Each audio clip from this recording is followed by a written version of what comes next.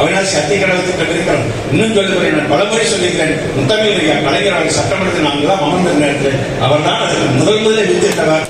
திறந்து வாய்க்கால் வழியாக ஒரே ஒரு சூழலை மேற்கு தொடர்ச்சி மலையிலிருந்து அந்த நீரை கொண்டு வருவதற்கு ஆய்வுப் பணிக்காக உத்தரவிட்டு அரசாணை வெளியிட்டு அதற்கான நிதி ஒதுக்கீடான ஆதாரம் எங்களிடத்தில் இருக்கிறது. எந்த மேடையில் வேண்டுமானாலும் விவாதிக்கலாம். அதுக்கு பிறகு கால சூழலை போயிட்டு அதன் பிறகு பவானி ஆற்றிலிருந்து அந்த தண்ணீரை மேற்கு நோக்கி கொண்டு வந்து சொன்னார். அது கூட நான் சமீபத்திய அவர்கள் ஆட்சித் தலைவராக இருந்த பொழுது பேரூராட்சி பகுதியில் நிறுவிட்டிருந்த குளக்கொட்டையை எல்லாம் ஆய்வு செய்து அதை பொதுப்பணித்துறை ஆய்வு பணியின் போது அவர்களிடம் அதையெல்லாம் பட்டியலை தந்து மேலும் அதையெல்லாம் சேர்த்தோம். அதே நேரத்தில் ஆட்சி மாற்றம் ஏற்பட்டது. 10 ஆண்டு காலம் செய்ய முடியவில்லை. கோவை சென்று நாம் மாவட்ட ஆட்சித்தலைவரை பார்த்து வந்தோம். இன்றைக்கு நாம் திருப்பூரில் மாவட்ட ஆட்சித்தலைவர், மாவட்ட நீதிமன்றம், மாவட்ட வருவாய் அலுவலர், இப்படி எண்ணற்ற பணிகளை செய்திருக்கிறோம். இதே டையிங் தொழில், பணியின் தொழிலுடைய உபதொழிலான டையிங் தொழில், இதே நம்முடைய அமைச்சராக இருக்கிறார் நம்முடைய அன்பு சகோதரர் ராஜா அவர்கள். அதே போல அன்றைக்கு இருந்த தயாநிதி மாண்புமிகு சகோதரர் தயாநிதி மாவட்டம் அன்னைக்கு டெக்ஸ்டைல் ஆஃபீஸராக எல்லாரும் சொல்லி முத்தமிழ் கலைஞர் அவர்கள் நான் 140 கோடி தர தயார், மாநில அரசு சார்பில் ஒன்றிய அரசு டாக்டர் மன்மோகன் சிங் 200 கோடி தருவதாக ஒத்துக்கொண்டார். எனவே 340 கோடி ரூபாய் அந்த டையிங் தொழிலை பாதுகாப்பதற்காக நிதி ஒதுக்கியவர் தான் நம்முடைய முத்தமிழ் கலைஞர் அவர்கள். அதற்கான அரசாணை இப்படி பல்வேறு பணிகளை செய்திருக்கிறோம். எனவே இன்னைக்கு கூட இன்னைக்கு ஆய்வு செய்திருக்கிறோம். நீரா பவானி ஆற்றில் குறைந்தபட்ச அந்த நீர் வருகிற பொழுதுதான் அதை நீர் வந்து செய்ய வேண்டும் என்று உத்தரவு இருக்கிறது.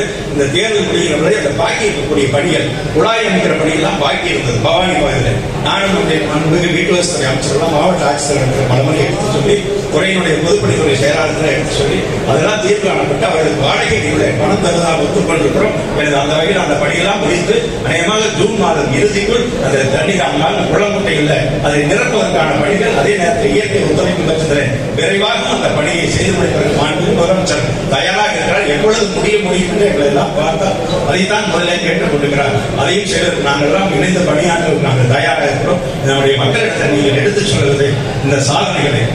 அதே போல இந்த 3 ஆண்டு காலம் இங்கே பல்வேறு தரப்பு நீங்க சொல்லியிருக்காங்க. நான் மீண்டும் அதற்கு போக வேண்டிய அவசியம் இல்லை. குறிப்பாக தாய்மார்கள், அதுவும் குறிப்பாக 7-8 மாதம் கொரோனாவுக்கு போய்விட்டது 3 ஆண்டு காலத்தில். அதற்கு பிறகுதான் நிர்வாக ரீதியாக நாம் செய்துவிட்டு பல்வேறு திட்டங்களை தந்திருக்கிறோம்.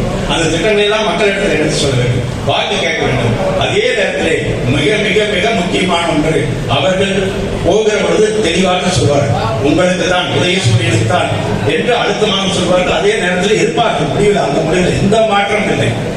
எனவே அந்த வகையில இன்றைக்கு நம்முடைய வாக்குச்சாவடி பதிவின் போது அவரை கொண்டாந்து வாக்குச்சாவடியில தவறாமல் நிறுத்த வேண்டும். நிறுத்துவது மட்டுமல்ல, வாக்காளர்கள் ஏஜென்டாக நம்முடைய பூத் ஏஜென்டாக நம்முடைய இயக்கத்தின் சார்பில் அதே போல சுயேட்சை வேட்பாளர் சார்பில் உள்ளே இருப்பீங்க. அவர்களிடத்துல வாக்காளர் பட்டியல் இருக்கும். இப்ப உதாரணத்துக்கு அண்ணன் போய் வெளியில் போயிடுவாங்க, வேடிக்கை வாக்கு, அது மட்டும் தயவு செய்து இருதரம் போட்டி கேட்டுக்கொள்ள அவரவர் வாக்குச்சாவடியில் அவரவர் வாக்குச்சாவடியில் நாம் அதிக வாக்குகளை எண்ணி நாம் பெருமை சேர்க்க வேண்டும். அதை நாம் இறுதியிலே மற்ற நிர்வாகிகளுக்கு எடுத்து சொல்ல வேண்டும். என்னுடைய வாக்குச்சாவடியில் அதிகம் வாங்கியிருக்கிறோம், அந்த பெயரெடுக்கக்கூடிய வகையில் இருக்க வேண்டும். மற்ற வகையில் நிலவரம் பார்க்கிறோம். திருப்பூர் தொகுதி எப்படி நடக்குது, அதே போல கோயம்புத்தூர் தொகுதி எப்படி நடக்குதுன்னு நம்ம போக வேண்டிய இருக்கிறவங்க பார்த்துப்பாங்க தயவு செய்து. எனவே தயவு செய்து எதிர்ப்பு உங்களை கேட்டுக்கொள்கிறேன். அவரவர் வாக்குச்சாவடிக்கு துண்டு பிரசுர நோட்டீஸ் வேண்டும் என்றால் கூட தேர்தல் ஆபீஸ் வர வேண்டிய அவசியம் இருக்கக்கூடாது. சொல்லி ஒரு நிர்வாகிகள் சொல்லுங்க, உங்க ஒன்றிய நிர்வாகிகள் சொல்லுங்க. இப்ப தொகுதி பொறுப்பாளருக்கு பேசினார் திரு கருணாநிதி அவர்கள் நம்முடைய திருவண்ணாமலை இருந்து வந்திருக்கார், பார்லிமெண்ட் தொகுதி பொறுப்பாளராக. அவர் நம்முடைய துணை சபாநாயகருடைய அந்த பிச்சாண்டிய சகோதரர் அவர் இருக்கிறார். இந்த தொகுதி அவனாசி தொகுதியை பார்த்துக் கொண்டிருக்கிறார் டாக்டர் கோவில், கோயம்புத்தூரை சார்ந்தவர். அதே போல நாடாளுமன்ற முன்னாள் உறுப்பினர் சகோதரர் நாகராஜ் வந்திருக்கிறார். இவரெல்லாம் தேவையான பொருட்கள் தேவை, நோட்டீஸ் தேவை, இந்த தேவை கொடி தேவை என்று சொன்னால் அவரிடத்திலே சொல்லுங்கள், அவர் உங்களுக்கு அனுப்பி வைப்பார்கள். எனவே அவரவர் பணியை அவரவர்கள் சிறப்பாக செய்வதற்கு, அதே போல உதயசூரியன் சொன்னது அதிக வாக்குகள் இருக்கு, மகத்தான வாக்குகள் வித்தியாச சகோதரர் வெற்றி பெறுவதற்கு வேட்பாளர்களுடைய வேட்பாளர்கள் எல்லாம் உறுதியாக கேட்டு